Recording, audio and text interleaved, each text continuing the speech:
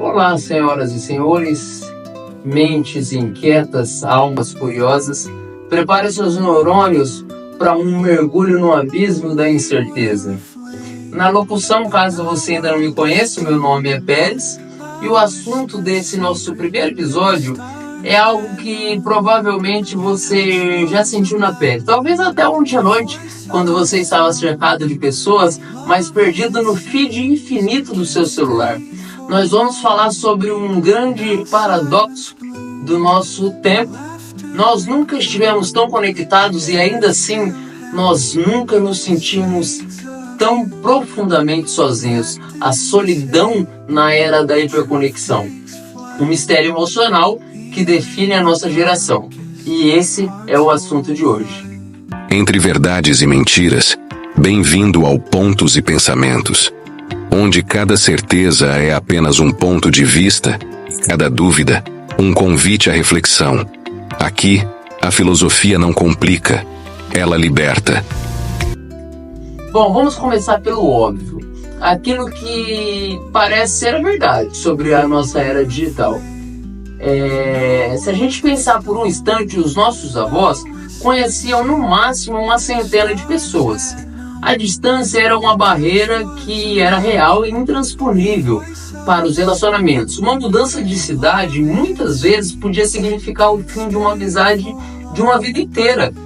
E hoje você carrega no bolso um dispositivo mágico que vai te conectar instantaneamente a bilhões de pessoas, de seres humanos. Você pode se conectar em tempo real com alguém que está lá do outro lado do planeta, com aquele amigo de infância que seguiu um caminho completamente diferente. Você pode encontrar uma comunidade inteira de pessoas que compartilham exatamente as mesmas paixões obscuras que a sua.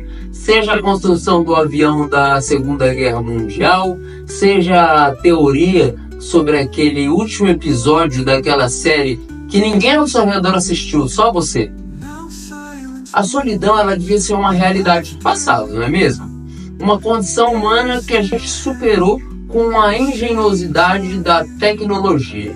As redes sociais, elas prometeram um mundo onde a distância física não importa mais, onde a solidão seria apenas uma escolha e nunca uma condição, onde a gente ia poder encontrar pessoas introvertidas que teriam a mesma oportunidade de conexão que as pessoas extrovertidas. Pessoas com ansiedade social, todas teriam acesso igual ao calor da companhia humana.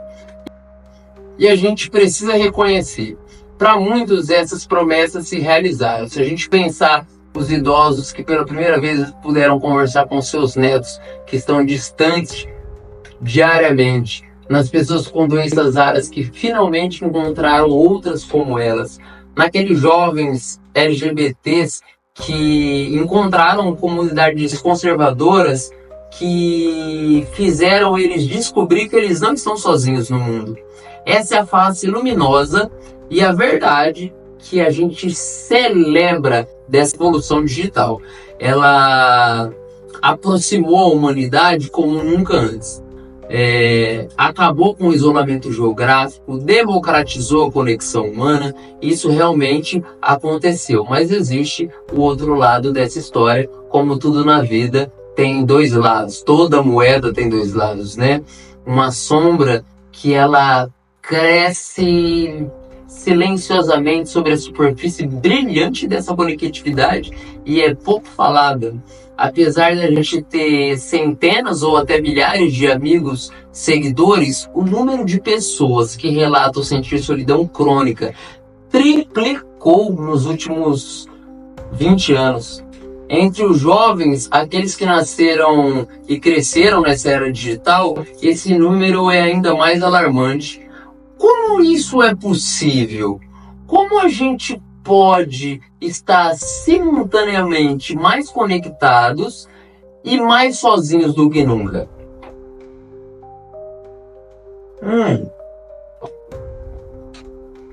Talvez porque o que a gente chama de conexão das redes sociais seja frequentemente apenas uma simulação polida, superficial da verdadeira intimidade humana. Um substituto nutricionalmente vazio para o alimento real que a nossa alma faminta necessita. Se a gente pensar nas últimas vezes ou na última semana, quantas vezes a gente falou por tela e quantas vezes a gente olhou no olho, quantas vezes teve aquele tete-a-tete pessoal, a gente na verdade está num caminho que é determinado por um algoritmo e captura a nossa atenção sem a nossa percepção. E o mais perturbador, mesmo quando a gente está fisicamente junto, raramente a gente está verdadeiramente presente. Em um restaurante a gente vê famílias inteiras, cada membro com o seu próprio dispositivo, compartilhando o espaço, mas não o momento. Casais em encontros românticos, cada um secretamente verificando suas notificações sobre a mesa. Amigos que se encontram depois de meses para imediatamente compartilhar o momento na rede social, como se a experiência se tornasse real quando ela é validada por um stand virtual. E quanto mais tempo a gente passa nessa zona intermediária de conexão superficial, menos tolerante a gente se torna.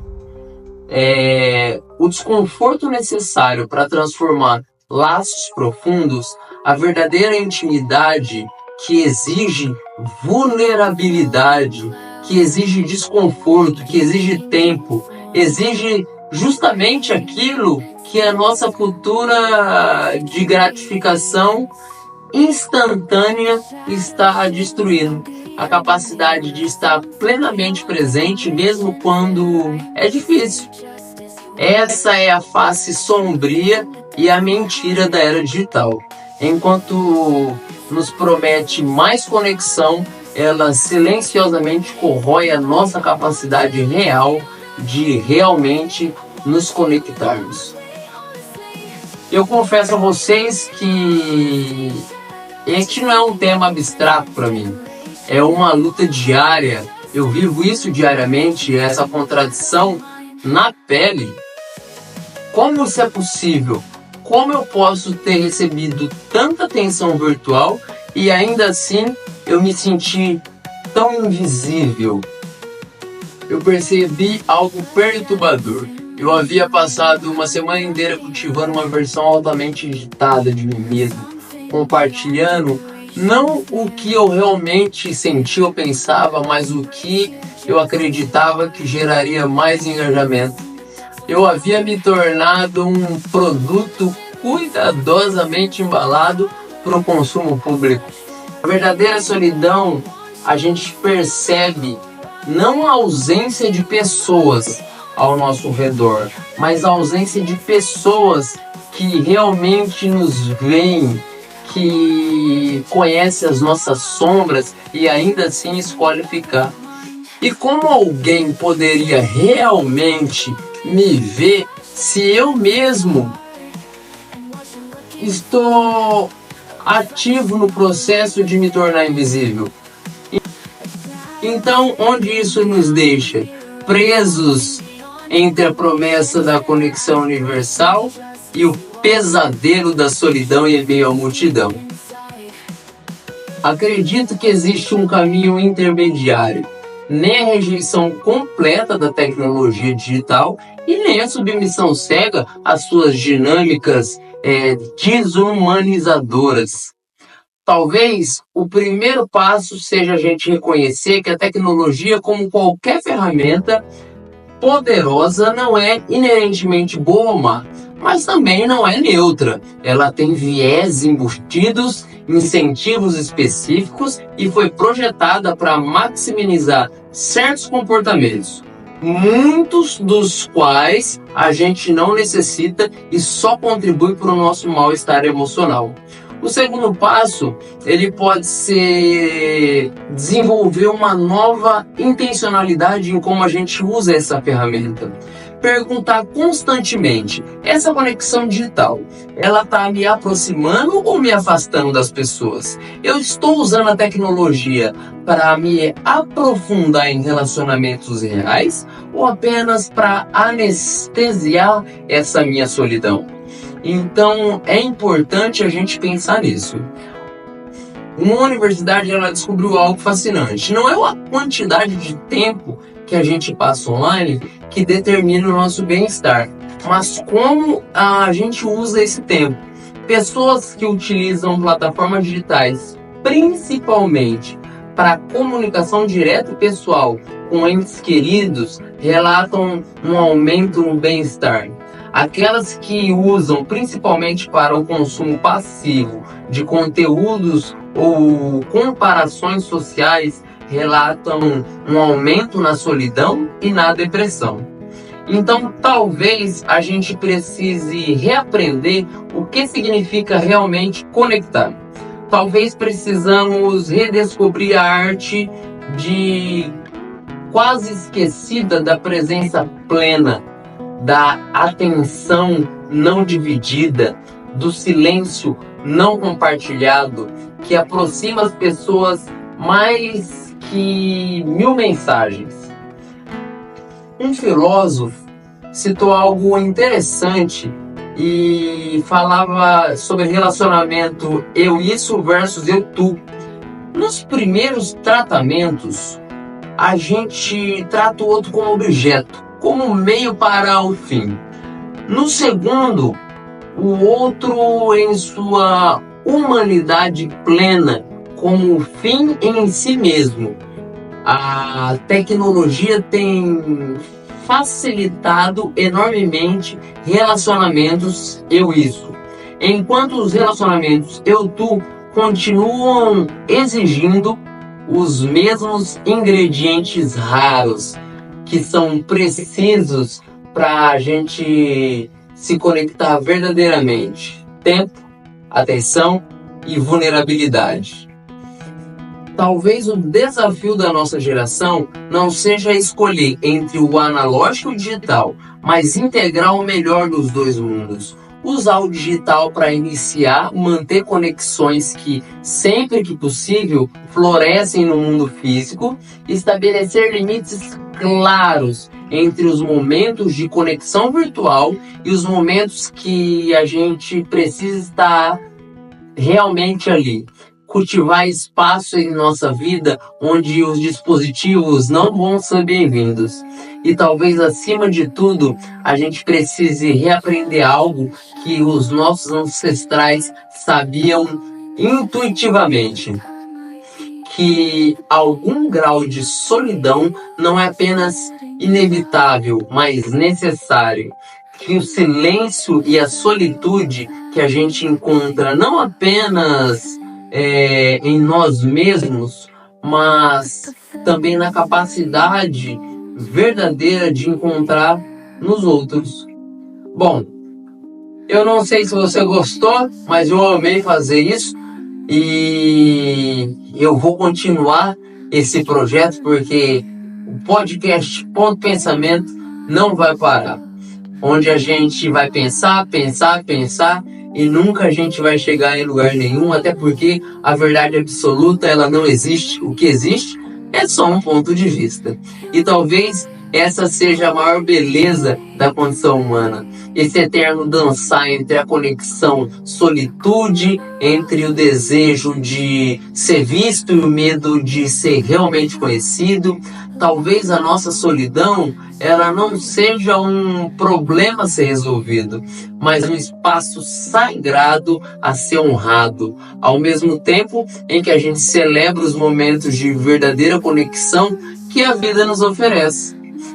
No fim das contas, somos todos ilhas separadas num vasto oceano. A tecnologia, ela pode construir ponte entre essas ilhas, mas só cabe a gente decidir se essas pontes vão carregar cartões postais ou se elas vão permitir verdadeiros encontros entre almas. E se esse episódio fez algum sentido para você, se isso provocou aquela coceira na sua mente que só grandes questões conseguem provocar, não guarde isso só para você. Compartilhe nas suas redes, marque aquela pessoa que talvez esteja se sentindo sozinha, mesmo cercada de toda a conexão virtual. Curta, ativa o sininho de notificação para você ficar sempre antenado no que a gente vai filosofar nos próximos episódios. E aqui, da minha ilha para a sua, eu faço um voto sincero de paz nas tempestades, prosperidade nos seus projetos e, acima de tudo, momentos de conexões tão profundas que façam valer a pena toda a solidão que você vai encontrar no caminho. Que seus pensamentos sejam tão vastos quanto o oceano e que os seus questionamentos sejam tão infinitos quanto as estrelas. Um forte abraço e até o nosso próximo encontro, onde a gente vai mergulhar junto no abismo de reflexões que não tem fim. Forte abraço.